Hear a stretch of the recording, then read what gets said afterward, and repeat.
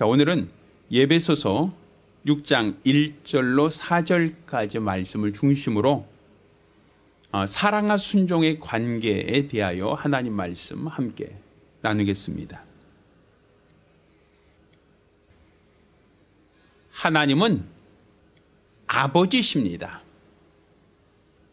하나님이 아버지시다라고 하는 것은 예수 그리스도의 아버지, 또한 예수를 믿는 우리 성도들의 아버지 되신다라고 성경은 우리에게 말하고 있습니다. 예수님께서 침례를 받고 올라오실 때 저는 내 사랑하는 아들이요 라고 성경 기록하고 있죠. 그러니까 성경은 친히 하나님께서 예수를 지칭하여 저는 내 사랑하는 아들이다 라고 말씀하셨습니다.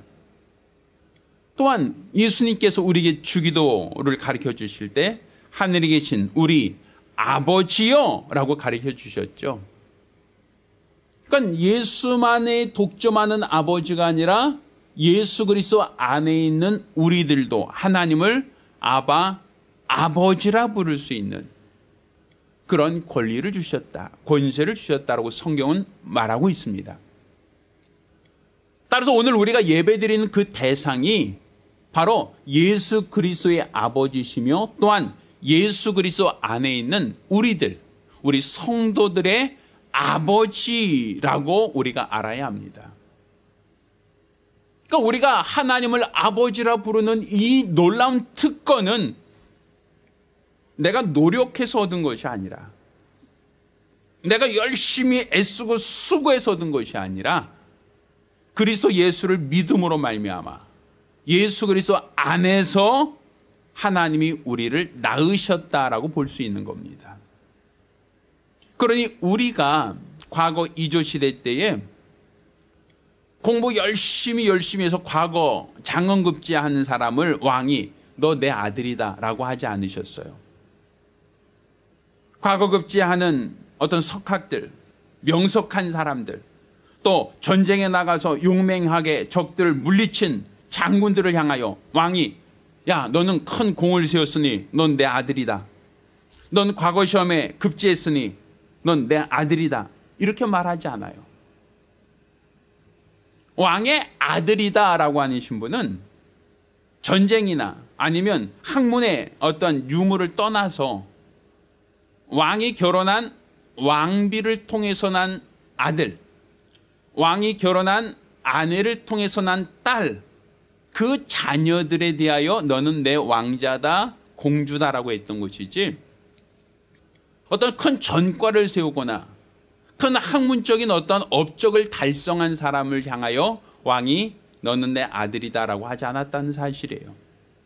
그러니까 아들이 된다라고 하는 것, 그것은 어떤 인간의 노력과 수고를 통해서 얻어지는 게 아니라 아내를 통해서 난 자, 아내를 통해서 난 자식만 내 아들이다 혹은 내 딸이다 라고 얘기한다는 사실이에요. 이것은 혈통적으로 내 자식이다 라는 것이고, 또한 법적으로도 넌 내 호족에 등재했다, 너는 내 자식이다 라고 한다는 거예요.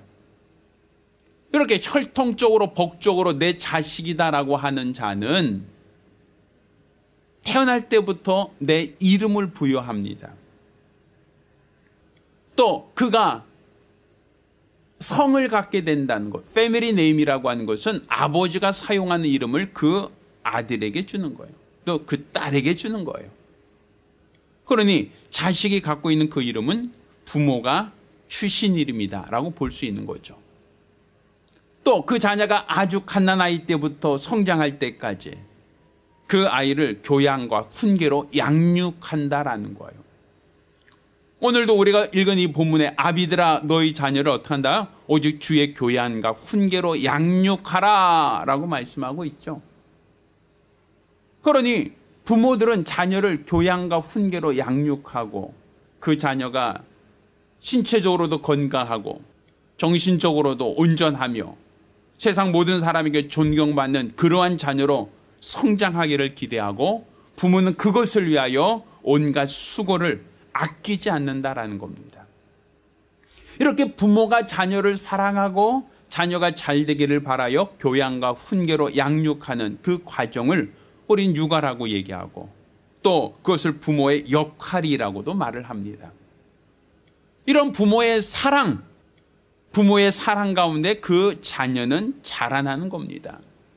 그러니까 자녀가 성장한다는 것은 바로 그 부모가 그 자녀를 사랑하고 사랑으로서 그 자녀를 가르치고 양육하고 또 그 자녀를 키운다라는 것이지 그냥 그 자녀가 스스로 알아서 성장할 수 있다라고 말할 수는 없다는 거예요. 그러니 성경에서 말하고 있는 하나님이 우리 아버지시다라고 하는 것은 우리가 태어날 때 그 태어난 것도 부모에 의해서 태어나고 우리가 자랄 때 그 자라나는 모든 과정 스스로 자라는 게 아니라 그 아버지, 어머니의 희생과 수고와 노력을 통하여 자라듯 우리가 하나님을 아버지라고 부를 수 있는 것, 그분이 우리의 아버지가 되셨다라고 하는 것은 그분이 우리를 낳으셨다는 거예요. 예수 그리스도 안에서 우리를 낳으셨다라는 거예요. 복음으로 말미암아 우리를 낳으셨다라는 거예요. 그분이 우리를 낳기 위하여 해산의 수고를 경험하셨습니다. 그것이 바로 예수 그리스도의 십자가의 고난이고 고통입니다. 이렇게 해산의 수고를 통하여 낳은 그 자녀, 예수 그리스도의 십자가의 고통을 통하여 낳은 자녀, 그 자녀를 예수 그리스도 안에서 우리를 하나님의 자녀라고 하시는 거고 우리가 하나님을 향하여 아버지라고 부를 수 있는 겁니다. 우리가 지금 하나님을 아버지로 알고 아버지를 불러야 합니다. 하나님이 바로 우리의 아버지라는 것을 우리가 알고 믿어야 합니다. 또한 아버지가 우리를 얼마나 사랑하시는지, 우리 아버지가 우리를 얼마나 위하여 수고하시는지를 우리가 알아야 합니다. 그것을 알아야 우리 믿음이 견고할 수 있고 온전할 수 있는 겁니다. 자, 그렇지만 많은 사람들은 내가 결혼해서 아버지가 되기 전까지는 사실 부모에 대해서 과히 좋은 감정, 좋은 생각 갖지 못할 경우가 많아요. 부모가 자녀를 간섭한다, 부모가 자녀에게 잔소리한다, 부모가 자녀에게 야단친다라는 것에 대해서 분노를 갖고 있는 경우가 많죠. 그러다 보니 이 자녀가 그냥 자녀 입장에서 부모를 봤을 때는 하지 말라는 것은 되게 많아요. 이거 하지 마라, 저거 하지 마라, 이것도 하지 마라, 저것도 하지 마라 라고 하는 것에 대해서 굉장히 마음의 상처를 받죠. 또한 자녀들에 대하여 부모는 공부해라, 또 뭐 해라 시키는 것들이 또 많아요. 그런데 그 주문하고 요구하는 것들이 자녀들 입장에서 봤을 때는 하고 싶은 것, 원하는 것이 아니라 하기 싫은 것, 껄끄러운 것들을 시킬 때가 참 많거든요. 그러다 보니 자녀 입장에서 부모를 봤을 때 부모가 물론 나를 사랑한다는 것도 알고 있고 부모가 나를 위해서 희생한다는 것도 알고 있지만 사실 그것이 그냥 머리로만 이해될 뿐이지 마음으로 와닿지 않을 때가 많아요. 그렇지만 그러한 자녀가 나중에 성장하여 성인이 되고 결혼하고 자녀를 낳으면 그때는 비로소 부모의 마음을 이해할 수 있다라고 얘기합니다. 역지사지라고 하죠. 입장을 바꿔서 생각하면 쉽게 이해할 수 있는 것들이 그냥 내 입장에서 바라볼 때, 내 입장에서 생각할 때, 내 입장에서만 고려할 때는 전혀 아니다라고 판단할 때가 많다라는 것이죠. 그러니 자녀 입장에서 봤을 때는 부모라고 하는 위치, 부모라고 하는 존재가 사실은 가까우면서도 어떻게 보면 상처를 주는 그런 대상인 경우도 간혹 있어요. 그러니까 사실 이 아버지, 어머니가 된다라고 하는 것, 이것은 많은 희생과 많은 수고와 노력이 요구되어지는 자리이고 위치이지만 자녀들의 입장에서 봤을 때는 왜 그렇게 살아? 왜 그렇게 해야 돼? 그렇게 힘들면 결혼하지 말지. 그렇게 힘들면 왜 자식을 낳아? 라고 하면서 자녀 입장에서는 부모를 이해하지 못할 때가 많다라는 거예요. 하나님께서 아담을 만드시고 그를 독초하는 것이 좋지 못하다고 말씀하십니다. 그리고 아담을 위하여 돕는 배필을 만드셨어요. 그러므로 말미암아 아담과 하와가 비로소 부부가 되고 한 몸이 됩니다.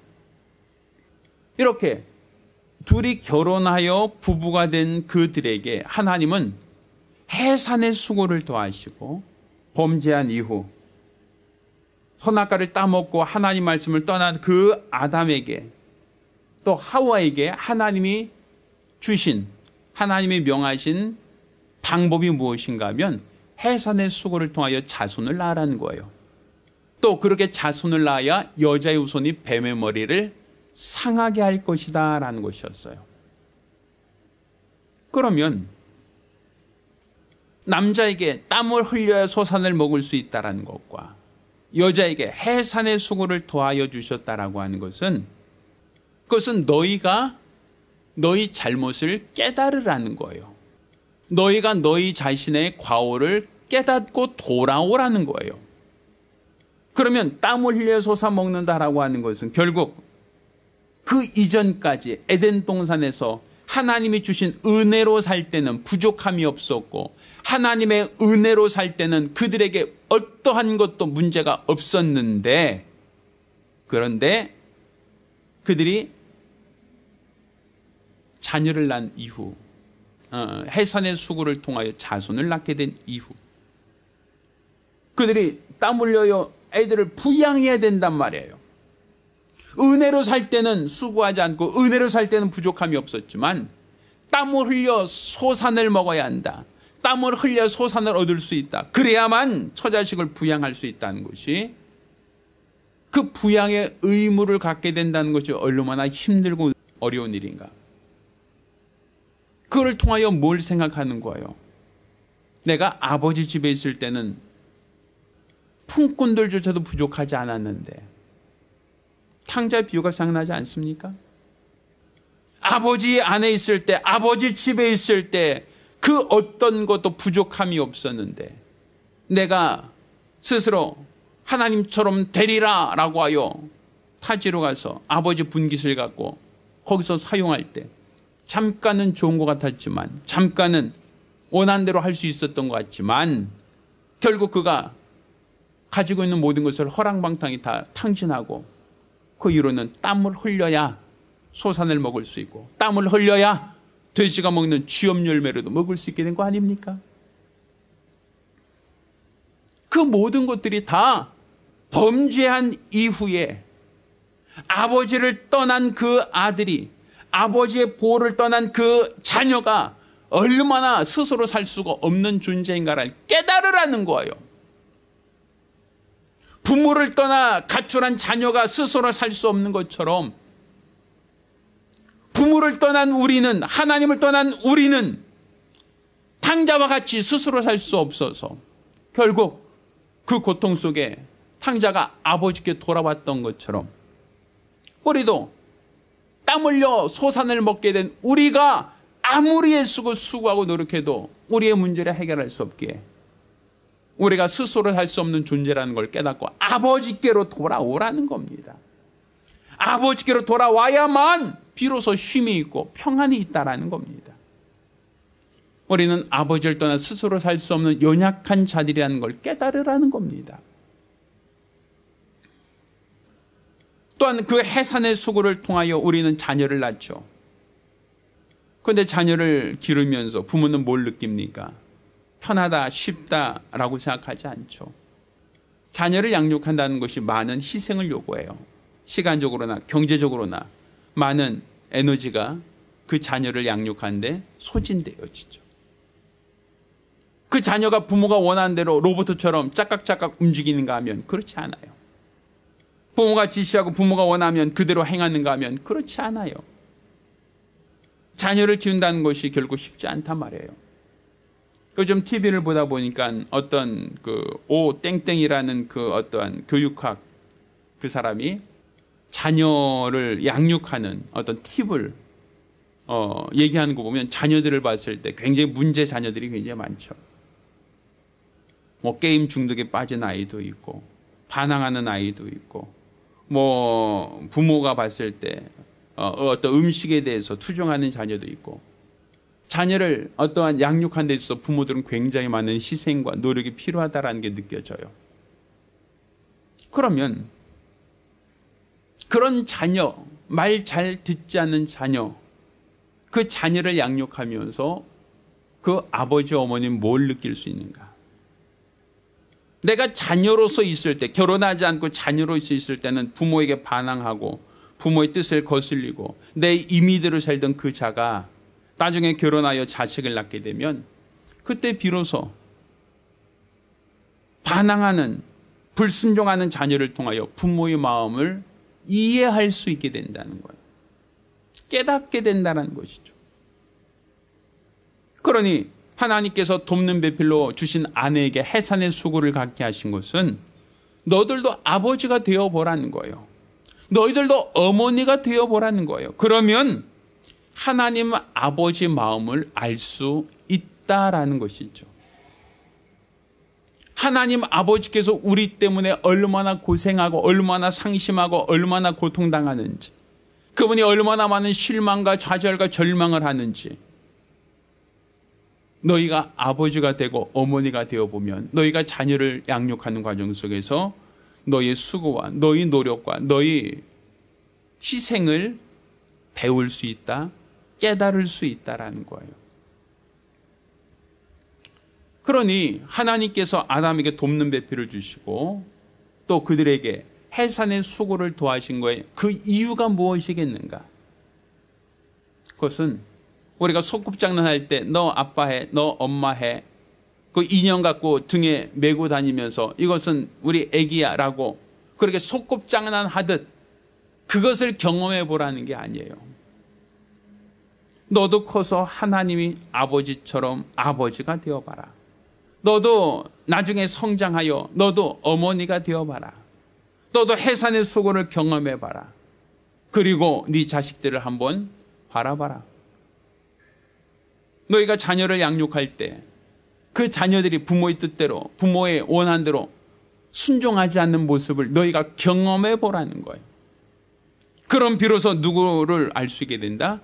하나님 아버지를 알게 된다. 깨닫게 된다라는 것이죠. 예전에 어떤 분과 이제 대화를 하다가 이런 얘기가 있었어요. 창기살 때 부모 말 지질이 안 듣던 그 자녀가 있었어요. 부모가 하도 딸이 밖으로만 돌고 말을 안 들으니까 속상하니까 이런 얘기. 너도 커서 너 같은 자식 하나 낳아봐. 그러면 이제 그때 애미 마음 알 거야. 이런 얘기를 했다는 거예요. 근데 그때는 부모가 매일 잔소리만 하고 부모가 계속 야단만 치니까 그 자녀 입장에서 굉장히 불쾌하고 싫었다는 것이죠. 근데 그 딸이 자라서 나중에 결혼을 하고 또 결혼해서 자녀를 낳고 나니까 이제 그때서 이제 비로소 친정 어머니가 생각나는 거예요. 내 자식이 내 마음대로 되지 않거든요. 내 자식이 내 마음대로 자라지 않거든요. 부모가 원하는 대로 순종하지 않거든요. 그러니까 어느 날 그 딸이 어머니를 찾아가서 이와 같이 얘기했다는 거 아닙니까? 엄마 미안해. 나 때문에 속 많이 상했지? 엄마 미안해. 내가 자식 낳고 나니까 엄마 마음을 알겠어. 이런 말을 했다는 거예요. 왜 자기가 학창시절 때 부모 말 안 들고 지질이 속썩이던 삶을 살았는데 그때는 그게 좋았고 친구들과 어울리는 것이 좋았고 부모가 말하는 것이 간섭이라 생각했고 부모가 말하는 것이 자녀에게는 굉장히 자기 자신을 거슬리는 그러한 표현들이었다는 것이에요.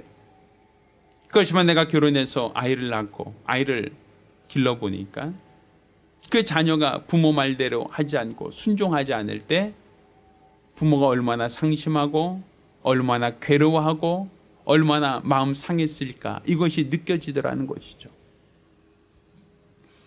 그건 하나님께서 아담에게 돕는 배필을 주시고 그들에게 해산의 수고를 도하신 것은 아담은 스스로 출산할 능력이 없기 때문입니다. 아담은 스스로의 노력으로 자녀를 낳을 능력이 없어요. 반드시 하나님이 짝져주신 그 배필을 통해서만 자손을 볼 수 있는 거예요. 그 짝져주신 그 배필을 통해서만 아버지가 될 수 있는 거예요. 그러니 하나님이 짝져주신 그 안에는 돕는 배필이라고 했죠. 무엇을 돕는 배필? 내가 아버지의 마음을 배울 수 있도록, 나로 아버지가 되어 아버지의 마음을 깨달을 수 있도록 하는데 돕는 배필이다 라고 볼 수 있는 거예요. 또한 해산의 수고를 통하여 그들에게 부모가 될 수 있도록 한 것은 그 부모의 입장에서 자녀를 양육하고 부모의 입장에서 자녀를 키우다 보면 결국 하나님 우리 아버지를 알 수 있다. 하나님 우리 아버지의 마음을 깨달을 수 있다라는 거예요. 그러니 우리가 지금 하나님을 아버지라 부르고 하나님을 아버지라고 섬기고 아버지라고 인정할 수 있는 이 믿음, 또 아버지가 나를 위하여 얼마나 큰 희생을 하셨고 얼마나 큰 수고를 하셨는가를 깨달을 수 있는 것은 그건 이론적으로 지식적으로 깨달으라는 것이 아니라 체험해보라는 거예요. 너도 아버지가 되고 어머니가 돼서 네 자식을 키우면서 너도 부모의 입장, 부모의 마음을 깨달아 보라는 거예요. 그래야 너희가 머리로만 알고 지식으로 아는 부모가 아니라 너희가 깨달았고 체험한 부모의 입장에서 하나님 아버지를 알 수 있다라는 것이죠. 그렇지만 우리 하나님께서 모든 피조물들의 아버지가 되신 것은 아닙니다. 하나님께서 모든 피조물들에게 너도 나를 아버지라 불러라 이렇게 말하지 않았죠. 히브리서에는 하나님이 천사들 중에 누가 나에게 아버지라 부르게 했느냐. 천사 중 누구도 하나님을 아버지라 부를 수 없다고 말하죠. 그들은 부리는 종이다라고 말해요. 천사들은 시집도 가지 않아요. 하나님이 짝 주신 배필이 없다는 거예요. 또 천사들은 출산하지 않아요. 왜? 결혼하지 않으니까 출산도 할 수 없죠. 생산의 능력이 없다는 거예요. 그러니 천사들에게 있어서는 아버지가 없어요. 자식이 없어요. 부모가 될 수 없다는 거예요. 부모가 될 수 없다는 것은 하나님이 우리의 아버지시다라고 할 때 그 아버지의 마음, 아버지의 사랑, 아버지의 궁유함을 천사들은 절대로 알 수 없다는 거예요. 하나님은 타락한 천사를 절대로 용납하지 않고 지옥에 불못에 던지겠다라고 약속하셨어요. 말씀하셨죠. 그렇지만 똑같이 타락한 우리 인간들을 향해서는 하나님이 멸하겠다, 심판하겠다라고 하지 않으셨어요. 오히려 우리를 위하여 독생자를 보내시고 우리를 위하여 독생자를 희생하기까지 우리를 구원하시길 원하셨단 말이에요. 똑같은 피조물인데 천사들의 죄는 결코 용납하지 않으신 분이 왜 우리 인간들의 죄, 우리 인간들의 허물은 하나님께서 용납하시고 불쌍히 여기셨는가? 하나님이 세상을 이처럼 사랑하사 독생자를 주셨다라고 말씀하지 않습니까? 이는 우리를 멸망치 않고 영생을 얻게 하려 하셨다. 우리를 살리시려고 한 거예요. 왜 그러셨습니까? 왜 하나님께서 우리 인간들의 죄에 대해서는 관용하시고 왜 우리 인간들에 대해서는 하나님께서 그렇게 오래 참으셨는가? 그것은 바로 하나님이 우리의 아버지시기 때문에 그래요. 예수 그리스도 안에서 우리를 낳으셨기 때문에 그래요. 예수 그리스도의 십자가 그 산고를 통하여 우리를 낳으셨기에 그리스도 예수 안에서 낳은 자들을 하나도 잃어버리고 싶지 않은 것이 바로 부모의 마음이란 말이에요. 하나님의 마음이라는 것이죠. 그러니 지금 우리가 하나님을 아버지라 부를 수 있다라고 하는 것, 그건 단지 호칭으로 아버지라 부르라는 게 아니라 하나님 아버지의 마음을 아는 철든 자녀가 되라는 거예요. 하나님 아버지의 마음, 아버지의 생각, 아버지의 그 감정을 느낄 수 있는 자녀가 되기를 원한다는 거예요. 그러기 위해서는 너도 결혼해서 자녀를 낳아보라는 거예요. 너도 결혼해서 자녀를 낳아보면 아버지를 알 수 있다는 거예요. 너도 결혼해서 자식을 키워보면 비로소 부모의 심정을 깨달을 수 있다라는 거예요. 내가 지금 책을 많이 읽어서 부모가 되는 게 아니에요. 내가 열심히 공부해서 부모가 되는 게 아니에요. 내가 돈을 많이 벌면 부모가 될 수 있다는 게 아니란 말이에요. 요즘에는 우리나라의 가장 큰 사회 문제가 무엇인가 하면 결혼에 대해서 부정적으로 생각하는 경우가 많다라는 거예요. 젊은 청춘들이 어떠한 결혼하기 위한 어떤 최소한 기본적인 환경이 되어 있지 않다 보니까 결혼 정년기가 점점 늦어지고 있다는 것이고, 또 결혼 정년기가 늦어지는 것이 더해서 이제 혼자 사는 것도 괜찮다, 혼자 사는 것도 오히려 홀가분하다라고 생각한다는 그런 얘기를 들었어요. 비혼족이 늘어나고 있다는 얘기예요. 또 나이 많아서 결혼하고 나니까 이제 출산에 대해서도 가능한 그냥 우리끼리 살자. 그러니까 결혼했지만 자녀 없이 우리끼리 살자라고 하는 그런 부부도 늘어나고 있고, 또 자녀를 낳았다 할지라도 하나만 낳자라고 하는데 그냥 힘드니까 그냥 하나만 낳자라고 그렇게 생각하는 그런 세대가 참 많다라고 얘기 들었어요. 그러다 보니까 우리나라가 인구가 굉장히 줄어들고 있고, 또 그것이 사회적인 문제가 되고 있다라고 한 얘기를 들었어요. 물론 저는 청년들 입장 공감하고 있고 그들의 처지도 이해가 됩니다. 지금까지 경제적으로 어렵고 힘든 시기에 또 주택 가격은 천정부지로 뛰고 어느 것 하나 안심할 수 없는 그런 시기에 결혼한다라고 하는 것과 또 출산하여 육아를 한다는 것이 적지 않은 희생과 적지 않은 노력이 요구되어진다는 것 우리가 모두가 알고 있죠. 그러니 현실적인 선택, 현실적인 입장에서 판단을 할 수밖에 없다는 걸 공감을 해요. 그런데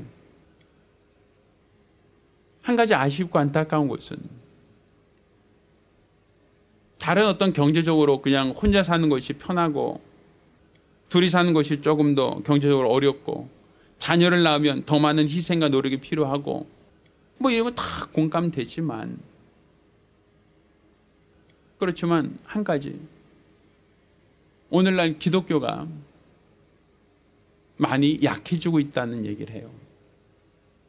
코로나를 지나면서 교회에 출석하는 성도 숫자가 반으로 줄었고, 또 오늘날 청년들이 교회에 나오지 않으려고 하는 그러한 심리들 굉장히 커졌다라고 얘기를 합니다.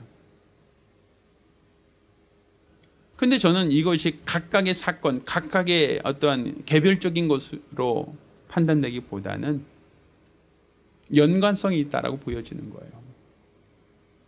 하나님 마음이 느껴지지 않는다는 것이죠.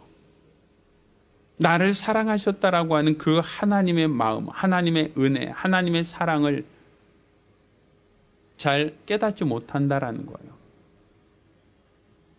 그러니까 하나님께서 짝지어 주셨다, 또 해산의 수고를 더하셨다라고 하는 그 이유가 뭡니까? 그거는 돕는 배필을 통해서 너가 자녀를 낳으면 아버지가 되고 또한 어머니가 될 터인데, 네가 직접 아버지와 어머니가 되어본다면 하나님 아버지를 알 수 있지 않겠는가? 하나님 아버지의 희생과 그의 사랑, 그의 은혜를 깨달을 수 있지 않겠느냐라는 거예요.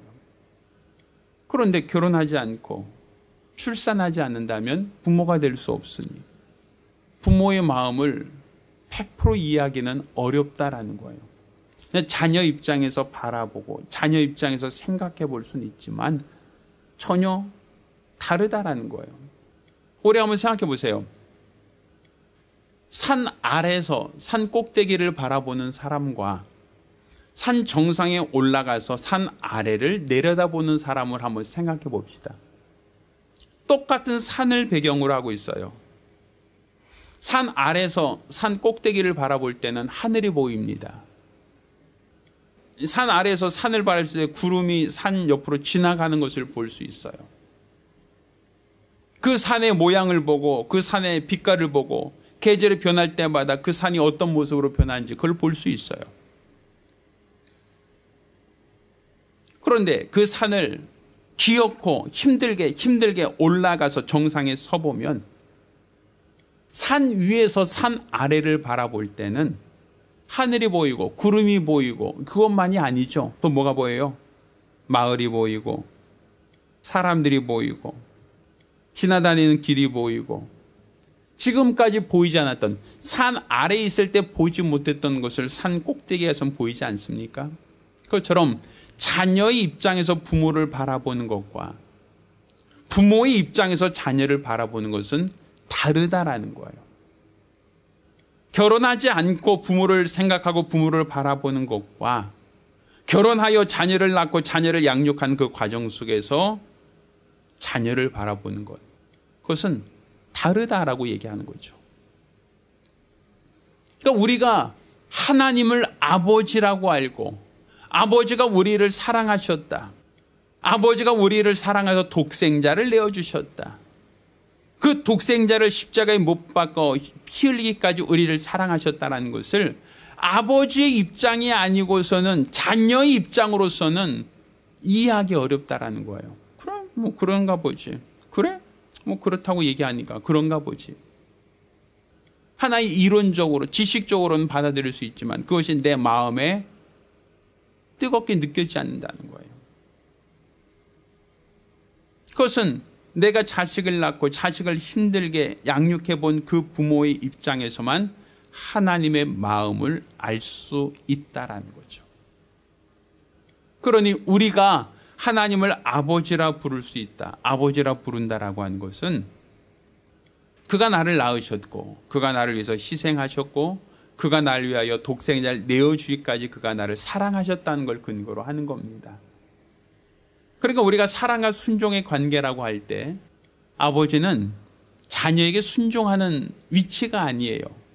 아버지는 자녀를 사랑하는 자입니다. 자녀를 낳고 자녀를 기르고 자녀를 양육하며 자녀가 잘 되길 바라는 그 부모의 마음, 그것이 바로 사랑이에요. 그 사랑으로 교육을 하는 것이고 그 사랑으로 훈육도 하는 것이고 그 사랑으로 자녀를 보살피는 겁니다. 지금 우리가 우리 하나님을 아버지라 부르는 것은 그 아버지 하나님께서 우리를 사랑하신다는 것이고 우리가 그 사랑 안에서 자라고 그 사랑 안에서 양육되며 그 사랑 안에서 우리가 성장하고 있다는 것이죠. 그렇다면 우리 하나님께서 독생자를 내어주기까지 우리를 사랑하셨습니다. 그러면 우리는 하나님께 어떠한 믿음, 어떠한 신앙, 어떠한 자세를 가져야 할 것인가? 자, 아까 우리가 읽었던 이 본문 에베소서 6장 1절 말씀 봅니다. 자, 시작. 자녀들아 너희 부모를 주 안에서 뭐하라? 순종하라. 이것이 옳으니라. 내 아버지 어머니를 뭐하라? 공경하라. 이것이 약속에 있는 첫 계명이다. 이는 내가 잘되고 땅에서 장수하리라 라고 말씀하고 있죠. 지금 우리가 내 아버지 어머니를 주 안에서 순종하라는 거예요. 자녀에게 준 계명입니다. 이것이 약속에 있는 첫 번째 계명이라고 얘기하셨습니다. 그러니까 지금 자녀 입장에서 부모에게 순종하라는 것은 결국 그 부모를 순종을 해라고 하는 것은 그 아버지와 어머니만 순종하라는 게 아니에요. 그 아버지와 어머니를 순종한다는 건 그 아버지를 낳으신 그 이상, 그 조상, 할아버지가 있죠. 왜? 내 아버지도 그의 아버지라 칭했던 부친이 있죠. 근데 그 할아버지가 끝입니까? 아니죠. 그 할아버지를 낳으신 증조부가 있죠. 또 증조부를 낳으신 고조부가 있겠죠. 그러니까 계속 나 당대로 끝나는 게 아니라 나에게 아버지가 있고 그 아버지에 또 아버지가 있고 그 아버지에 또 아버지가 있다. 계속 우리가 아버지를 공경하라, 아버지를 순종하라는 것은 그렇게 계속 거슬러 올라다 보면 누가 나와요? 누가? 하나님 나오죠.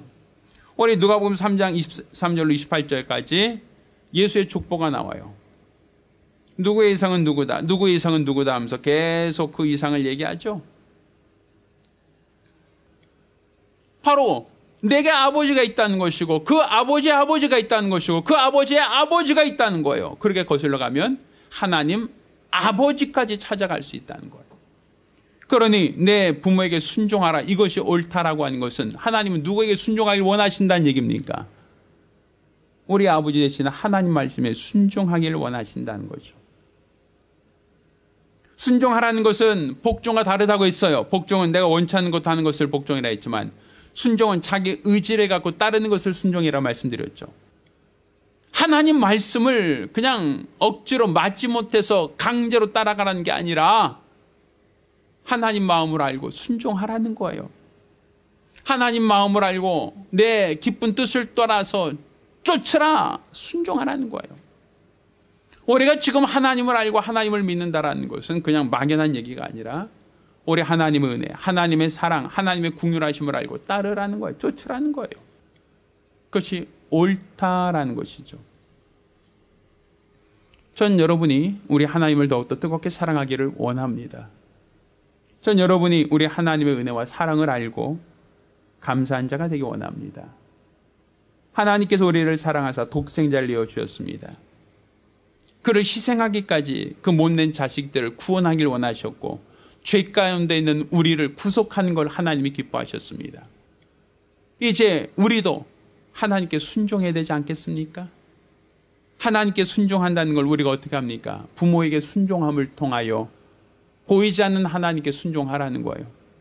어떻게 보이지 않는 하나님 말씀에 순종한다 하면서 보이는 형제, 보이는 부모에게 순종하지 않을 수 있겠습니까? 보이는 형제에게 사랑하지 않고 하나님을 사랑한다는 것은 거짓말이라 하죠. 보이는 부모에게 순종하지 않으면서 보이지 않는 하나님 말씀에 순종하겠습니다라는 것도 거짓말이라는 거예요. 우리가 지금 이 사랑과 순종의 관계라고 하는 것, 이것은 아버지와 자녀의 관계를 말합니다. 하나님께서는 돕는 배필을 주시고 그에게 해산의 수고를 더하신 것은 바로 자녀를 양육하며 사랑과 순종의 관계를 배우라는 거예요. 내가 자녀를 낳고 자녀를 사랑해 봄으로써 사랑이 무엇인지를 깨달으라는 것이고, 또 그 자녀가 부모에게 순종한 그 과정을 통해서 순종의 의미를 깨닫기를 원한다라는 거예요. 우리는 지식으로만 알고 있는 하나님, 지식적으로만 따르는 신앙이 아니라 교리적으로만 우리가 쫓는 그러한 어떤 종교인이 아니라 하나님을 체험하기를 원합니다. 사랑의 순종의 관계를 통하여 하나님 아버지를 알고 그의 자녀된 우리의 신분과 우리 위치를 깨닫기를 예수 이름으로 축원합니다. 철든 자식처럼 부모의 마음을 알고 부모를 따를 수 있는 자, 부모의 마음을 알고 부모를 공경하고 순종할 수 있는 자가 바로 하나님이 기뻐한 자요, 하나님께서 명하신 사랑과 순종의 비밀을 깨달은 자라고 볼 수 있습니다. 저와 여러분 모두가 하나님 아버지, 우리를 사랑하시되 독생자까지 아끼지 않고 내어신 우리 하나님 아버지의 은혜와 사랑을 알고 감사할 수 있는 성도들이 되기를 예수 이름으로 축원합니다. 할렐루야. 기도하겠습니다. 우리가 기도하실 때에 우리 하나님이 우리 아버지심을 알게 하시고 우리가 그의 자녀라는 걸 깨닫게 도와주시옵시다. 아버지와 자녀의 관계를 통하여 사랑과 순종의 비밀, 사랑과 순종의 관계를 분별할 수 있도록 위하여 한 목소리로 기도합니다.